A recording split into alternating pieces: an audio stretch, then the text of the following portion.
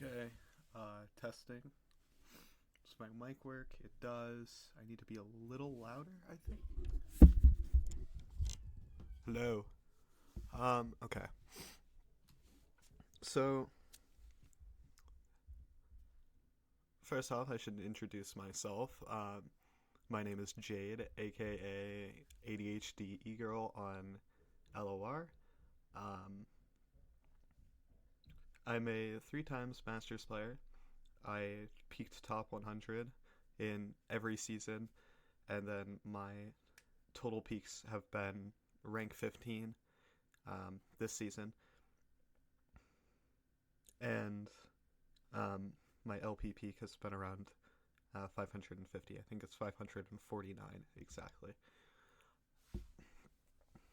I'm recording this because I want to. I want to do some VOD review about my open run. Um, you're going to be watching this on YouTube. I highly encourage you to leave any comments with timestamps about plays that you think would have been beneficial or better if I don't point them out. I'm gonna be doing this for every match that I had. I'll be cutting out a little bit of like dead space where just no one's doing anything, but you're not going to miss anything if you watch the entire video. Okay? I'll talk about some plays that I made. I'll talk about if I think they're a misplay or if I think the play was fine. Obviously, with all of the videos about my open run, you are 100% able, and I encourage you to leave a comment telling me with a timestamp about like, hey, I think you could have done better here. I think you could have sequenced this better or something else. But don't try to make your comments with the assumption that the play that I am suggesting would have been a better play instead of just another play that you could make. Okay? So first I want to talk about my lineup. I ended up with Scouts, Jananila with the Temple version. I didn't do much tweaking, and Targon Poros. There's one oddball here, being Targon Poros. Basically, from the people that I know through Noximus, Scouts plus Temple Jananila seem to be one of the best combinations. You just have to find a third deck for that. I chose Targon Poros because I originally was going to bring Overwhelm. Because I did very well on Overwhelm throughout this entire season. I have nearly 50 games on it with a close to 70% win rate, if I recall correctly. Someone could fact check me on that, and I probably won't argue with you. But another deck that I've been doing really well on is this Targon Poros list. I'll be posting all of my deck codes for these in the description of this first video. I don't think I'll do it for the others. But I just want to talk about this for a little bit. And I think I made a little bit of a mistake, and it would have actually been optimal to not play Jan and Nilo with my lineup. However, I decided to do it because I'm not good at Spellslinger decks. I'm proficient with decks that want to play big things and slam face. That's my comfort zone. But I was told by other people in Noximus that I'm early in my career. I do not need to do that yet. I need to get better at the game, pretty much. And since it's the meta of Spellslinger decks, I decided I will play one. I suspect a lot of my misplays will be on this Jan and Isla list. I don't believe I particularly played it well, but it dragged me kicking and screaming to the victory screen a couple of times. Scouts is just probably the best deck in the format right now. That isn't Jan and Isla, I should say. Um, so having those two in the same lineup, they work pretty well together. The only thing that it doesn't work super well into is mid range, and that's where Targon Poros comes in. Poros actually does amazingly into mid range, and I specifically teched my Poros list to be a little better into mid range. You'll see that with the Moonlight Affliction, and I chose to run one Aurora Borealis, which is something Frostbooty Aurelia has also been doing. I actually stayed on two Yumis. I believe they cut one for the Aurora Borealis, but I specifically wanted my list to do better into mid range, as that's something that I felt my lineup was lacking in. And if I can just make sure that my Poros deck is never going to lose a mid range matchup, I felt like that was good, especially since I was planning on banning temple lists just in general. So, with that over, let's actually start to get into the games. First here, I believe I banned Scouts. Oh, wait, no. I banned Aatrox Kane, right? It doesn't even allow me. Okay. I believe I banned Aatrox Kane because I thought that they were going to leave up Jan and Nyla here. And I thought that I was going to have a worse matchup. I will preface this with I lose both of my games. This is really good start to the Open is to go 0-1. Really helped. But I start with Scouts, which I believe is a mistake. Let's go back a little bit, sorry. I think I should have taken my free win on Poros first. I think I could have easily beat on Poros. Took my free win and then try and squeeze out a Scouts game. Poros does specifically well into decks that are also trying to go wide or / champion strength with elusive units, which both of the decks that my opponent were trying to play, that was basically what they were trying to do. Like this Janalist, you're just looking to get chip damage and then do that. Poros is really good at just clogging the board.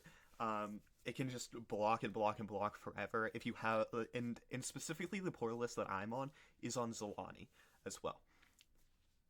And since that, well, that's not a specific thing that I'm on, but that's the general. But in case you don't know, the Targon's Poros list runs Zolani for that reason. You get to pump your Poros once, block forever, and then eventually on turn like 7 or 8, whenever you have the attack token, you slam down a Zolani, you turn the rest of your Poros, because you make 6 million, into 2020s and kill them.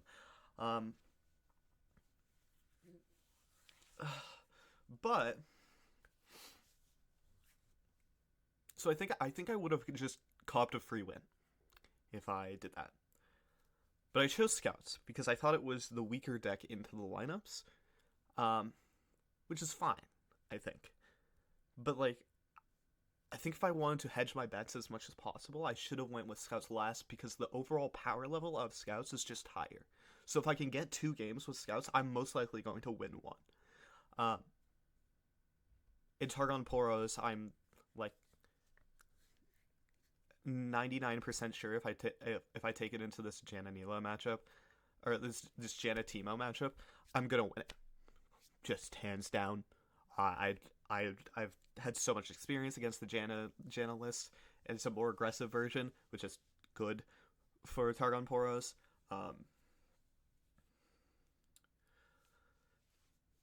So yeah, that's really all I have to say about it. Let's go on to mulligan decisions. So here I see that we have a Petrocyte Broadwing and a Duran Sculptor. The rest of these don't really matter to me. I don't really want to keep a Genevieve. I don't really want to keep a Vanguard Sergeant in this matchup. I think that having a champion strength to match their champion strength is a little better. I don't know if it was correct to throw back the Duran Sculptor here, because I believe that's what I do. I want to keep the Petricite Broadwing because it can A, match a Petricite Broadwing for my opponent, and B, card's good against elusives. 0-3 with Challenger and Formidable, just pretty much a 2-mana 3-3 with Challenger. It like most likely kills 1 or 2 elusives, and that's important in this matchup. They have the attack token on odds, and we have it on evens, which is not good. I really don't like that. That's a like flip fail, but we can still adapt to that, right? So I decide to throw back everything. I think it was actually incorrect to throw back the Duran Sculptor just because of the power level of the card. Being able to make it so my Petricite Broadwing can come down with 1 extra health is actually very, like, it can be important in a matchup like this, where we are both fighting for the board. We're both a combo deck, basically, where we're both trying to combo off with board plus champion strength. If we both are like, the first person to board plus champion strength is probably going to win. So if I can stop them from having a board because they are more likely to have champion strength, I think that's a little better. However, saying that, there's an option to not keep I go for the option of not keeping Duran Sculptor on the thought of maybe I can hit the champion strength to match their champion strength.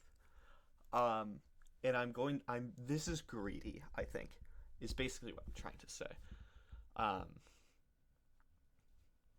Or maybe it's fine because we don't have the attack token on odds, so it's using my entire turn 2 to play a 2-2. I don't know. But I think it was greedy, and I don't think I get rewarded for it. Results-based analysis, I think that I say that this was bad. I think I should have kept it. That's basically what I'm saying. But I have to live with that decision now, and we're going to do that as we go on. So, awkward draws, obviously. Quinn isn't really where we want to be in this matchup. Double champion strength, 1 is fine, the second is really bad. Unlike this deck, we can't really filter our draws, so every draw matters. I'll let this go through.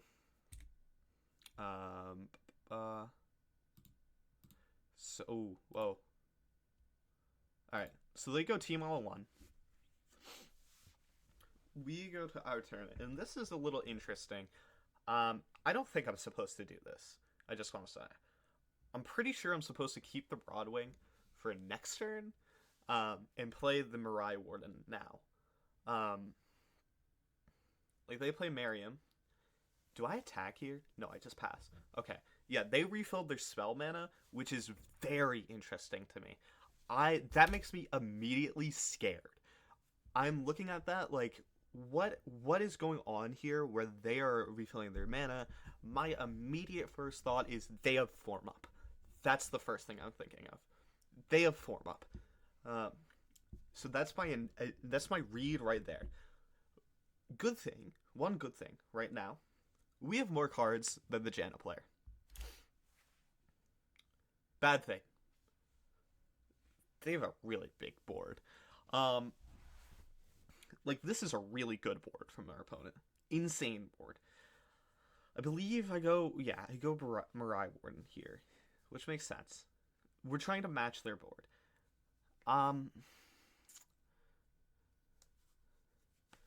We don't really have any decisions to make here. My question is, I think... Yeah. I did end up skipping this block, but I'm now wondering if there is any reason to potentially block Miriam. The reason being would to be able to kill it on the next turn, but I think that's not where we want to be. So I'm just going to let this play through. I don't think blocking Mariam is good. It would potentially allow me to, like, I don't know. Maybe if I got lucky, it would have been better, but our hand is dog shit. I don't think that this attack is correct. I should have just went in with one or two of these. And I also immediately disregard the fact that I read they had form up and then make this play. To be fair, this is a desperation play, right? That's the only thing I have going for it, is this was a play out of desperation where I really, really, really need to kill some of these elusives. However, I already know they have form up. We know this. So why the fuck are we making this attack now? We could allow them to try and misplay. They get a free block. This is bad. This is terrible. This is noob. I deserve to have several things said about my family members for this play. I remember seeing this as well. Because my initial read was they have form up, right? Because that makes sense. But I see this. This is crazy. So first off, they don't have form up. And then I see that's a discounted Eye of the Storm. So we also know that they don't have, currently, with these two cards, don't have Champion Strength. And it's not discounted. Which is really, really good to know. So now we can make the read that they don't have that. They go for this. We play a Shell Shocker. And I think I misplayed pretty hard on the turn that's coming up. Oh yeah, they send everything back with Janna too, so I know they do not have it. If they had it, this would have been game. They keep one back, they updraft, they get one. I believe I misplay extremely hard here. By the way, hit 4 puff caps. So, I think this is a misplay. I don't think I'm supposed to go Quinn here. I think I'm supposed to wait until my turn to play Quinn, because they have a challenger. We could play Scrutinizing Sergeant and go for a much wider board here.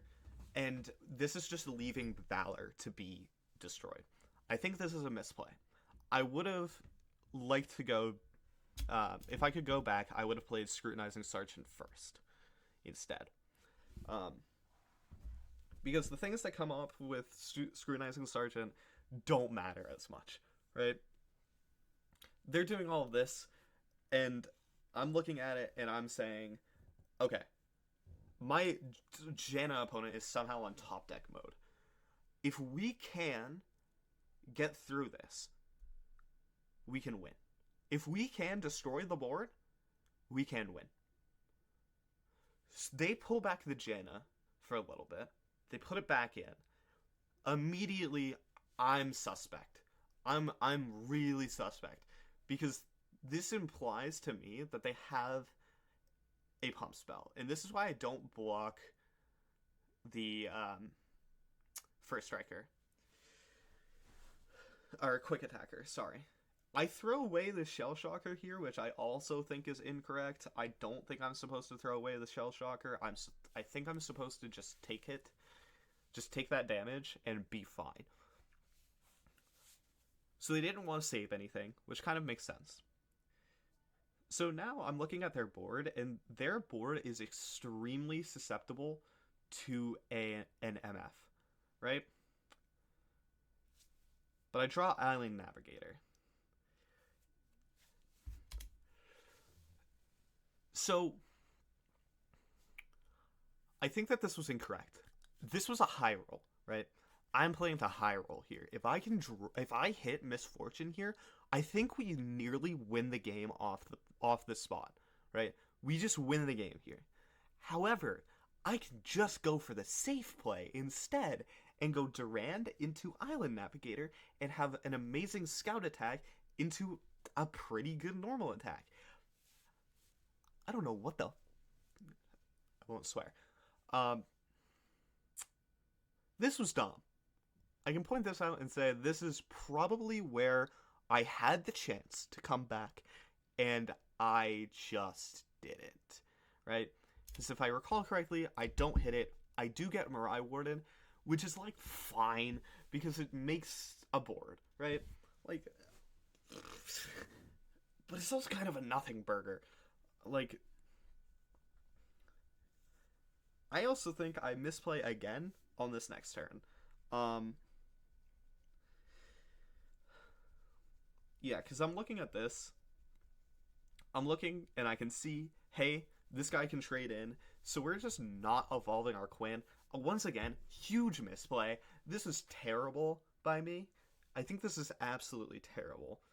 I see this, and I know that this game is kind of over. I can win this. You can win from this position, but it's difficult. Right? Because we're at the point where we're going to have to start to trade. And I should have, given the fact that I misplayed last turn, I should have went Durand Sculptor into CS. And I don't think that is what I do.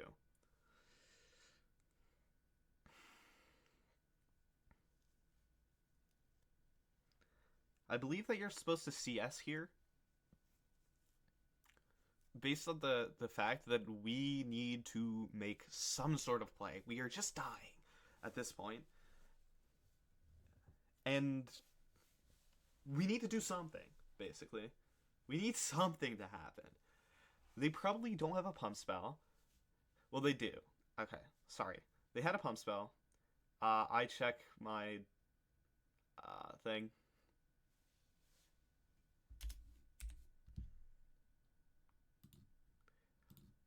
Okay. Back to the game. I believe I'm supposed to do this, and then if they have champion strength, they have it, and I just lose, right?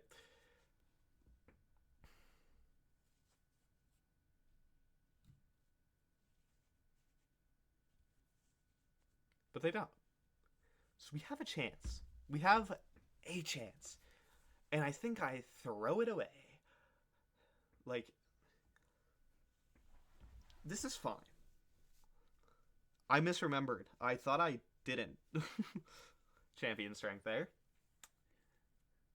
Going to 1 obviously isn't optimal, though. We have a bunch of puff caps in our deck. And they just have to block to not die. We had several chances this game to try and come back, and I think I threw them away. Like, because also, the before not playing Island Navigator, instead playing Scrutinizing Sergeant, made it so we weren't able to play, we weren't able to attack, and then I do this, where I think that this is, like, somewhat fine, but at the same time, I think that it might have been a misplay, depending on how you think about it. I see this and gets really sad. The fact that they got form up exactly off of it is, like, despair. Because now they get to trade, or not trade, but they get to play 2 things. I wasted my scout attack when I could have just taken a scout attack. I probably should have champion strength first, actually. Now that I think about it, I probably should have champion strength, scout attacked, and then attacked with everything, and I'm pretty sure that is lethal. Because we get the, like, assuming they don't jump the first one. Because, okay, wait, let's do the math. So, this is my board beforehand, right? I could champion strength here, and it gets punished by very little, right? It gets punished by things that are already going to kill me. And because I didn't draw the puff cap, I think I was supposed to, especially since Quinn, I believe, is at 2 here, is at 2 to level up. Um, was she at 1? I don't remember. But if I just start with champion strength, there's very little that my opponent could do because I am able to scout attack and then attack. And it either deals with their entire board if they play another minion, or my Quinn levels and they die, right? But I get maximum punished. I believe I just draw a puff cap and lose the game. Or wait, no, they still have their Janna. So I draw a puff cap and lose. When that was a completely winnable game, and I threw. First game of the day for me. Second game. So going into this is Scouts versus what is essentially Janet or Sejuani Teemo, just without the Teemo, which I'm gonna be real, I think is really bad, and you can probably replace it in the other version. And we have the fucking nuts. Look at this curve, man. Oh my god. Like, the game is just won, right? And you draw the Quinn as well. Oh my god. It's amazing. This is exactly what you want to see. However, well, I do think I win this game, but I think I don't. Oh wow, I didn't open. Usually I think I would open with that, but I think I learned from my past mistakes, which is cool. So I see the Frostcoat pup thing, and I'm like, I thought about blocking this. I'll give my reason for it is that I'm dumb, actually. Like, there's no reason to really block here because they are in a Freljord deck. Freljord is known for their pump spells, especially to the booties of a creature. There's no reason to block here, right? If something's not going to die to Misfortune, and having two power, it's gonna kill Misfortune, right? And that's just how I was thinking. They pass like this, and I'm like, alright, cool. I'm just gonna attack for 5. Right? Like, I can trade. This is cool. I'm fine with this. If they want to throw away their Omen Hawk too, that's fine. I'm fine with this. They want to take 5, absolutely perfect. Completely fine with this.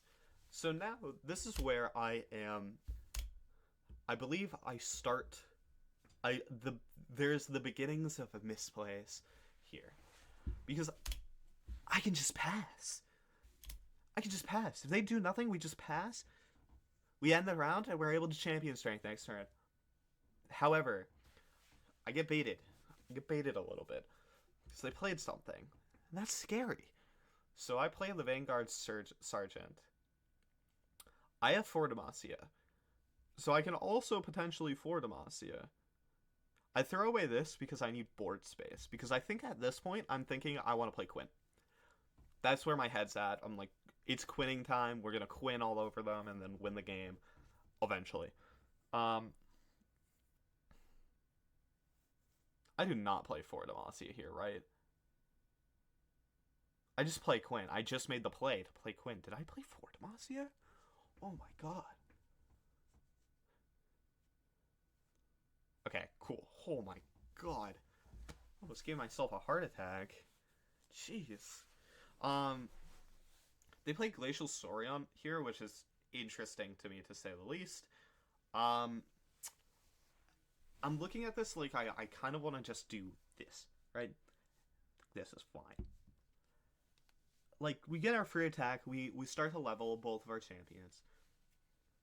I think we're chilling with this. This seems fine. I believe they don't do anything, and I just end round, which I think is probably a mistake. The reason being is I could have traded Valor for something else here, right? This is where the game starts to get a little funny. I skip block. Right? That's fine, I think. I don't think I'm ever blocking with anything. We jam CS. We rally. And they go and buried in ice. Yeah, respectable. Makes sense, even. Um,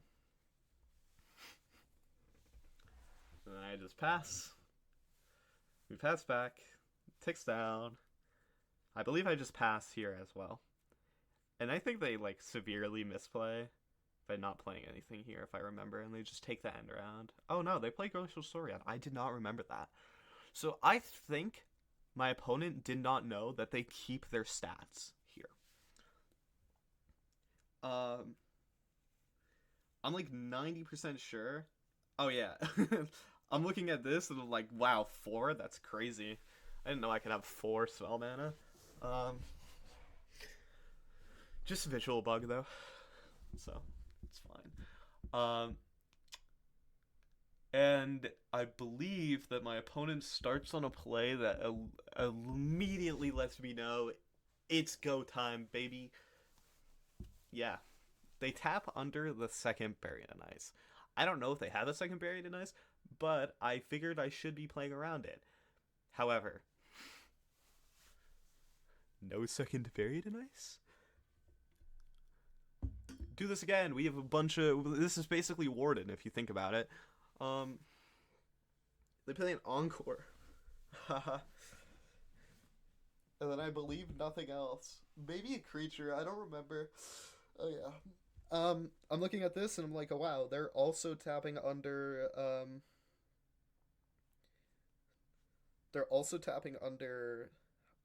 Frostbite, which is interesting.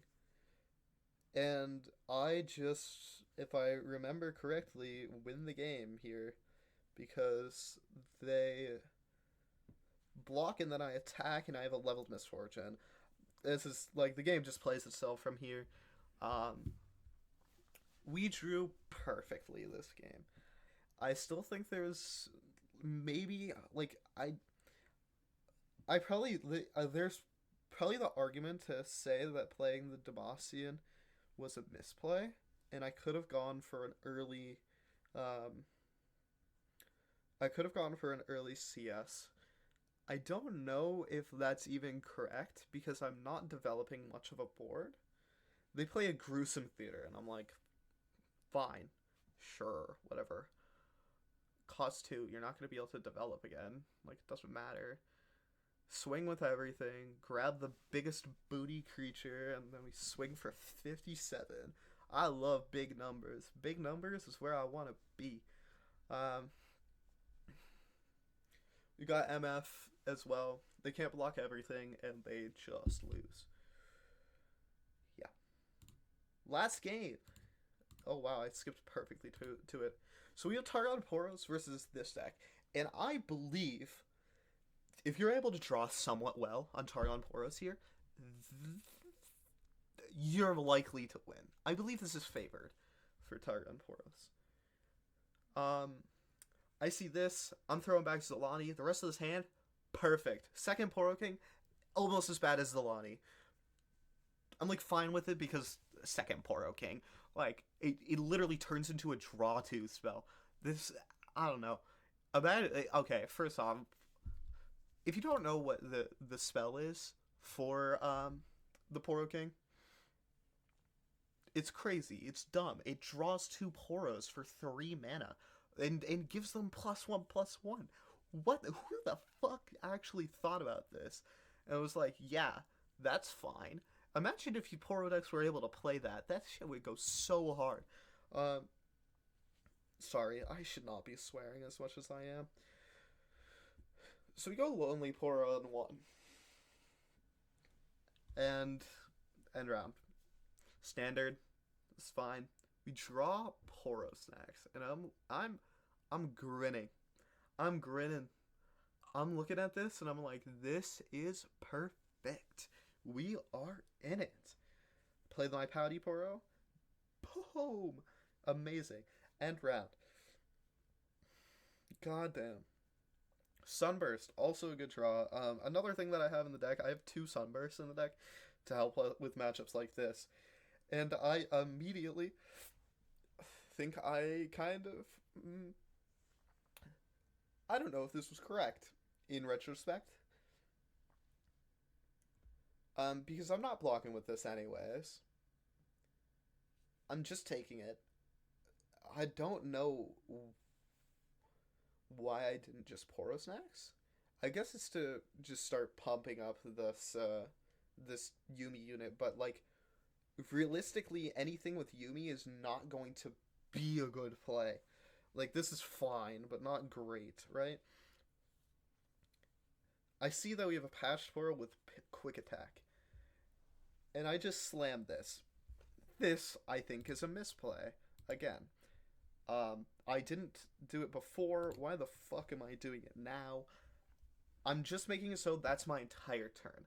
Luckily, they hit me back with what is probably even more of a misplay because they entomb this, which is like fine. It gets sort of a Yubi, but like, oh my god, we're using our entire turn 4 as like the this is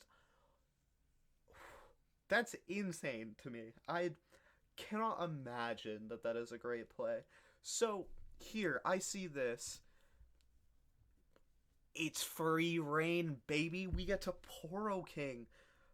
In Poro King, I don't know if you know, the front side of Poro King is also strong. I just slam it, right? There's no shot I don't. I literally get a free Poro Snacks next turn if I do it. Yeah, okay. Do this. I don't believe I block. Which is, this is like, that might have been a misplay. I get this back. What is my thing? Impact. Yeah, sucks. So we do this. We Poro and Lonely Poro. I choose the Lonely Poro first. I think that's correct. Yeah, Daring Poro also keeps the +1 because of Yumi, which is helpful. And then I believe I go... I'm pretty sure I go Nimble Poro. Yeah. And this is where it is stupid, dumb, idiotic to not attack with everything.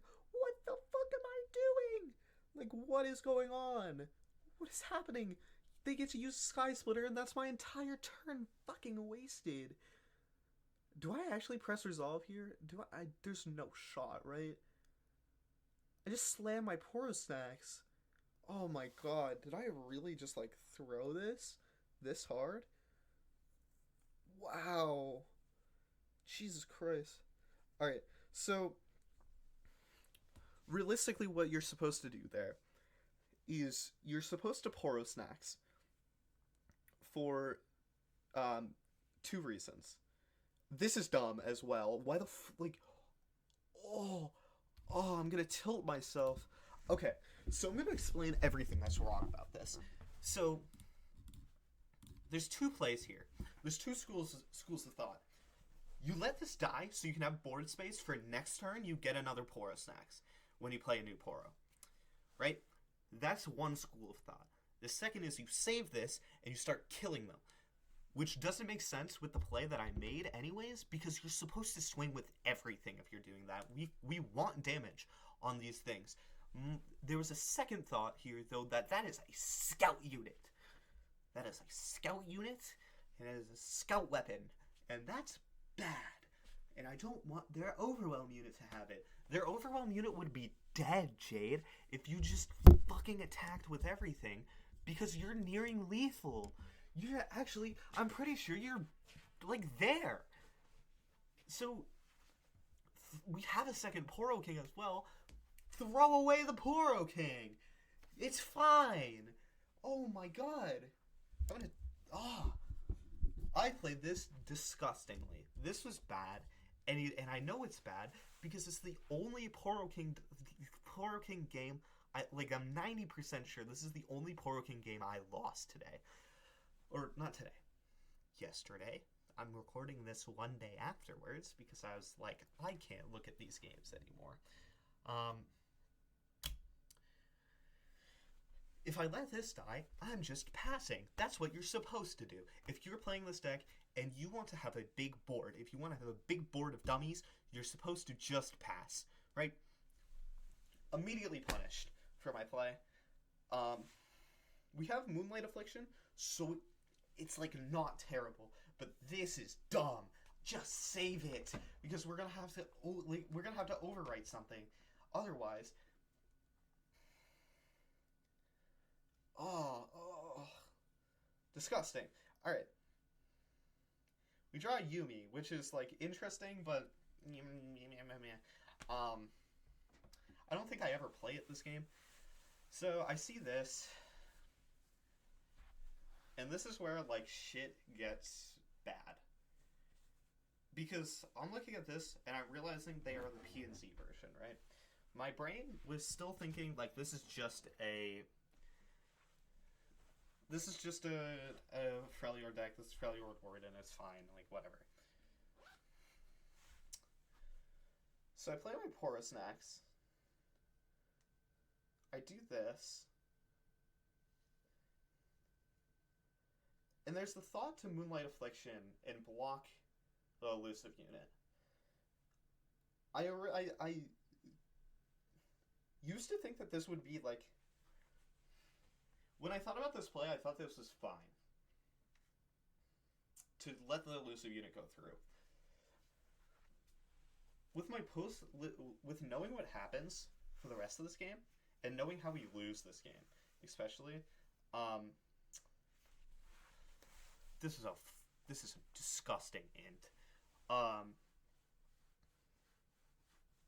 Realistically, if we're able to keep as many elusive units off the board as possible, we're just gonna win, right?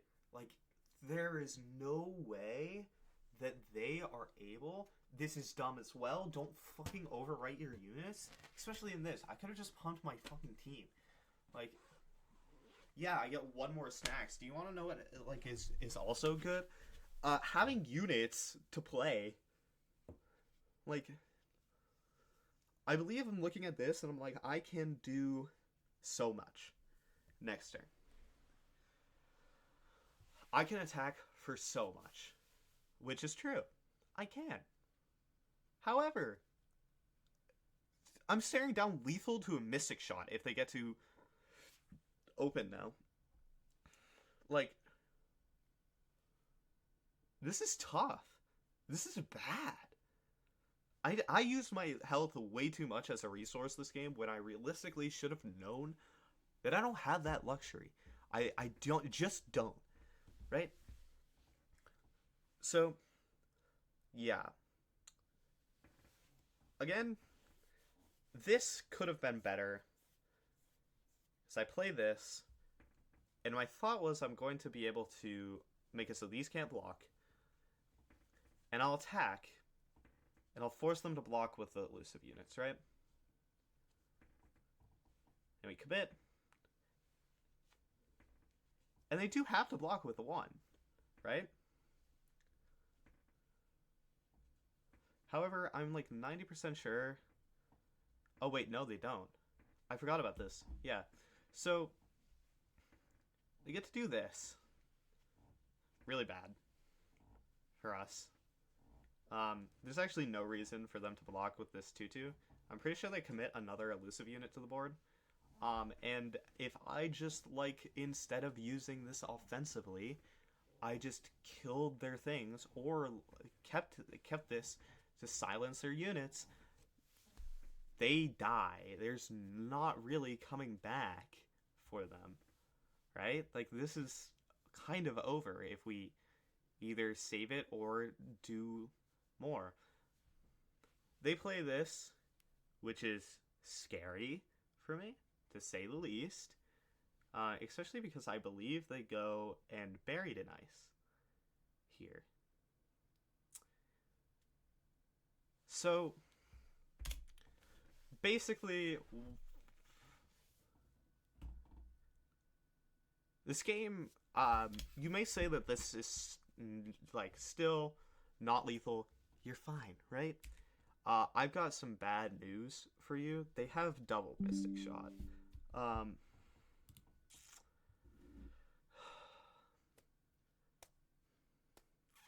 this was also like potentially a misplay. Um,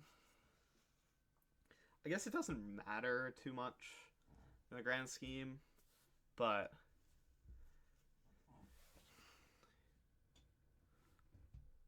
like I'm looking at this and I'm like, I'm doomer posting because this is really really really fucking bad. We realistically just need to live here, right? But if I played this a little smarter and just like I play a little better here, I win this game 9 out of 9 times. I believe they untap and then kill us, right? I believe that's what happens. Because they don't have enough mana to do it. I'm checking just to make sure, like, whatever. Make sure that I have everything fine. I equip the Yumi to make sure that one Frostbite isn't enough. Right? They don't know it, but we do. So, well, I guess one Frostbite is still enough. See the Poro stories. I just attack. Knowing in the back of my head, like, this is still lethal. They have to have stuff. Like, it should be fine. That's what I'm thinking. And then I see these two go on the stack, double Mystic Shot to the face, and I am seething at this point. Draw this. They didn't even safety block. Like, oh my god. And yeah, that's how I lose this. And that, yeah, and they show afterwards as well. Like, hey, look, we've got the stuff too.